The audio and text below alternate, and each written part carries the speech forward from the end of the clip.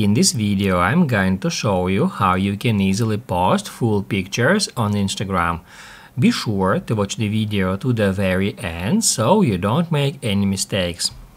Let's get started, guys, and first off, open up Instagram app and then tap right here at this plus.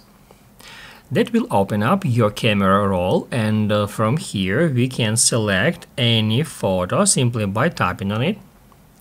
And now at the bottom left corner located that button which we can use to crop our image to square. On some accounts this mode is active by default, so if on your account any image by default is cropped to fit this square frame, however you want to post full picture on Instagram, you can use this button to change its format, and now it shows us full image with these borders at the left and at the right side of the image.